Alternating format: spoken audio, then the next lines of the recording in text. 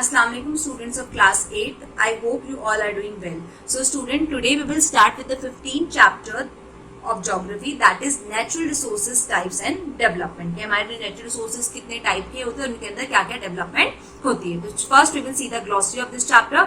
Patent, जब हमारा किसी आइडिया रिसोर्स पर अपना राइट होता है, अपना हक होता है, that is called patent. Next is technology, जो एप्लीकेशन हमें लेटेस्टली जानते हैं, हम जो नॉलेज या स्किल हम जानते हैं किसी भी चीज के बारे में, उसे हम कहते हैं टेक्नोलॉजी. यूबिक्यूटस, जो थिंग्स सब जगह प्रेजेंट होती है, सब जगह अवेलेबल होती है, that is called ubiquitous. So first is meaning of resource. So जो भी चीज हम अपनी जरूरत को पूरा करने के लिए इस्तेमाल करते हैं उसे हम कहते हैं रिसोर्स. हम बहुत सारी चीजों को यूज करते हैं अपनी जरूरत को पूरा करने के लिए, जैसे हम पानी का इस्तेमाल करते हैं पीने के लिए, खाना बनाने के लिए, नहाने के लिए. इन सारे केसेस में जो पानी है वो हमारी जरूरत को पूरा कर रहा है. सो पानी भी हमारे लिए क्या है, एक resource. Next is value of resource. Resource की क्या अहमियत होती है. वैल्यू का मतलब होता है कि वो किसकी यूटिलिटी और इम्पोर्टेंस क्या है, कि वो कैसे अपनी यूटिलिटी और इम्पोर्टेंस में अलग है. वैल्यू का मतलब होता है कि मनी वाइज उसकी क्या कीमत है. कुछ रिसोर्स की इकोनॉमिक वैल्यू होती है, कुछ की नहीं होती है. फॉर एग्जांपल डायमंड की तो इकोनॉमिक वैल्यू है, बट जो चैरिटी वर्क हम करते हैं, जो दान हम करते हैं, उसकी कोई इकोनॉमिक वैल्यू नहीं है. लेकिन दोनों ही जरूरी है, डायमंड भी जरूरी है और चैरिटी वर्क भी. तो जब हम कोई पर्टिकुलर काम करते हैं अपने किसी इस्तेमाल के लिए, अपने यूज के लिए, उसकी कुछ ना कुछ वैल्यू होती है. वैल्यू जो है वो ही किसी चीज को रिसोर्स बनाती है.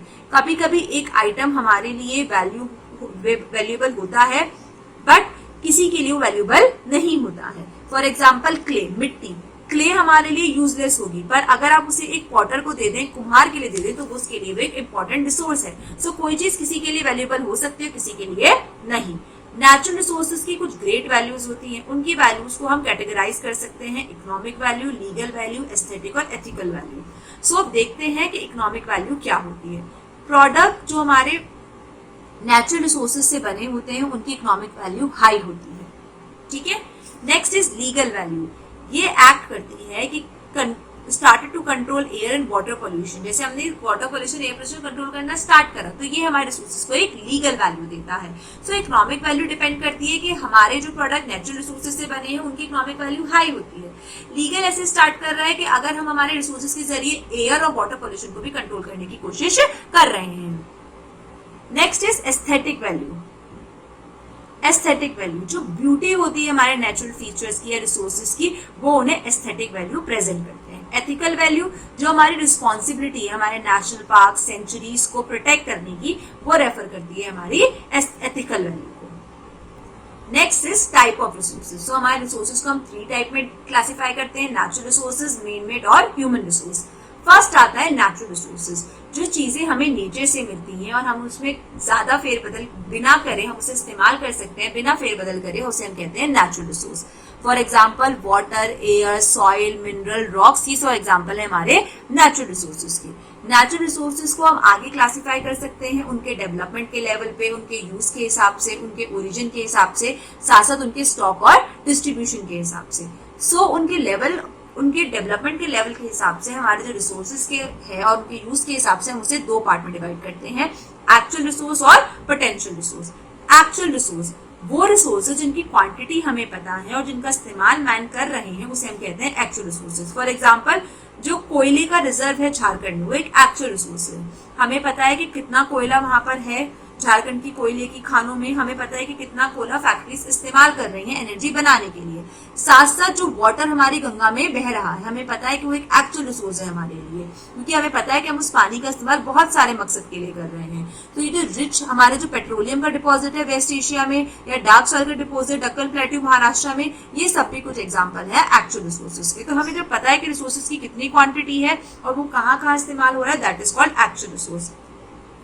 Next is potential resource. जब रिसोर्सेज की एक्चुअल क्वांटिटी हमें नहीं पता होती और वो अभी प्रेजेंट में यूज भी नहीं हो रहे होते, उन्हें हम कहते हैं पोटेंशियल रिसोर्स. जैसे यूरेनियम का एक रिजर्व है लद्दाख में, वो एक पोटेंशियल रिसोर्स है जिसे हम फ्यूचर में यूज कर सकते हैं. अनदर एग्जाम्पल इसका हो सकता है जो अभी ऑयल वेल्स अनएक्सप्लोर्ड है, अभी तक हमने एक्सप्लोर नहीं करे वेस्टर्न कोस्ट ऑफ इंडिया में, सो जो पोटेंशियल रिसोर्स होता है उसे हम एक्चुअल रिसोर्स में चेंज कर सकते हैं प्रॉपर डेवलपमेंट ऑफ टेक्नोलॉजी के साथ। फॉर एग्जाम्पल जो विंड एनर्जी है वो यूज नहीं हो रही थी इलेक्ट्रिकल एनर्जी के लिए 200 साल पहले तक, लेकिन अब विंड एनर्जी का इस्तेमाल हो रहा है इलेक्ट्रिसिटी बनाने के लिए।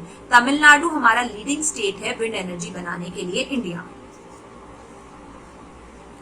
ओके, सो तमिलनाडु वो लीडिंग स्टेट है जो इंडिया में सबसे ज्यादा विंड एनर्जी से इलेक्ट्रिसिटी प्रोड्यूस करता है। Next is based on their origin, उनके ओरिजिन के हिसाब से हम रिसोर्सेज को दो पार्ट में डिवाइड कर सकते हैं, बायोटिक और एबायोटिक। वो रिसोर्सेज जो लिविंग सोर्स से आते हैं वो है बायोटिक, जैसे प्लांट, एनिमल्स, ये सब हमारे बायोटिक रिसोर्स हैं। एबायोटिक रिसोर्सेज जो रिसोर्सेज हमारे नॉन लिविंग सोर्स से आते हैं, जैसे रॉक, सॉइल, एयर, वाटर, ये सब है हमारे एबायोटिक रिसोर्सेज। सो उनके डिस्ट्रीब्यूशन के हिसाब से रिसोर्सेज को डिस्ट्रीब्यूशन के बेसिस पे हम दो पार्ट में डिवाइड करते हैं, यूबिक्यूटस और लोकलाइज।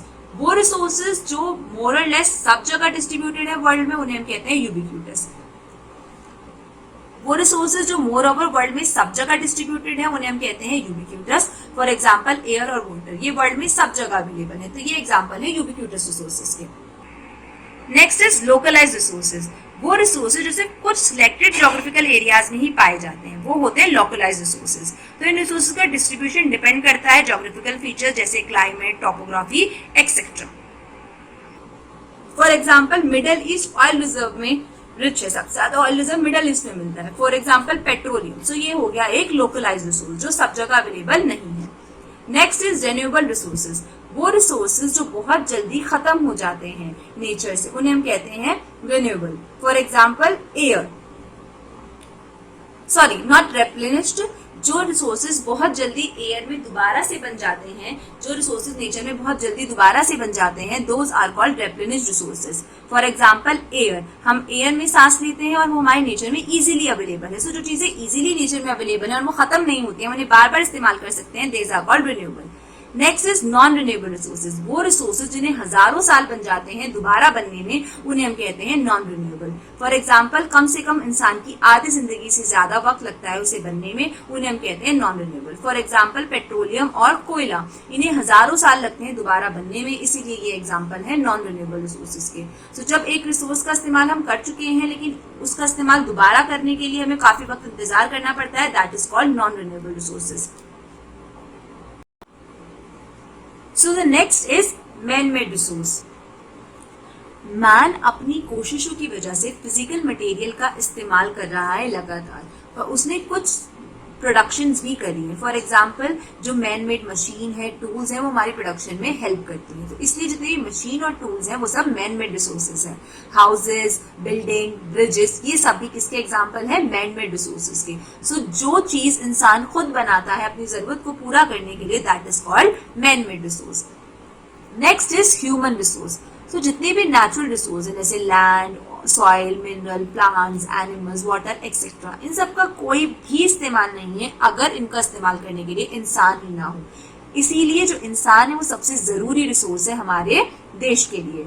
इन सारी चीजों को इस्तेमाल करने के लिए इंसान एज अ रिसोर्स हमारे लिए जरूरी है, साथ साथ इनकी डेवलपमेंट करने के लिए। नंबर ऑफ ह्यूमन रिसोर्स जरूरी नहीं है, बल्कि सबसे इंपॉर्टेंट है कि उनके अंदर क्या क्या स्किल्स हैं। इंसान का एजुकेटेड होना, ट्रेंड होना, उनके अंदर स्किल्स होना, मैकेनिकल पावर होना, टेक्नोलॉजी का यूज करना आना, ये सब होता है हमारे नेशन की डेवलपमेंट के लिए इम्पोर्टेंट। अगर हमारा ह्यूमन रिसोर्स इग्नोरेंट है तो जो हमारे नेचुरल रिसोर्सेज है वो अनयूटिलाइज रह जाएंगे और उनका इस्तेमाल नहीं हो पाएगा।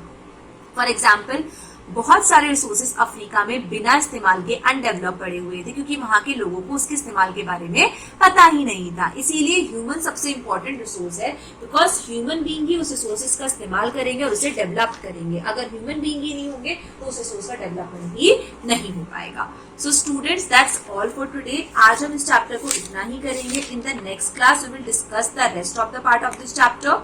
सो आई होप आपको आज की क्लास अच्छे से समझ में आ गई होगी और आप इस चैप्टर को अच्छे से रीड भी करेंगे। और इसको रीड करने के साथ साथ आप इस चैप्टर की ग्लॉसरी भी अपनी अपनी नोटबुक्स में करेंगे। So now kindly take out your diary and write it down your diary. So this is your diary.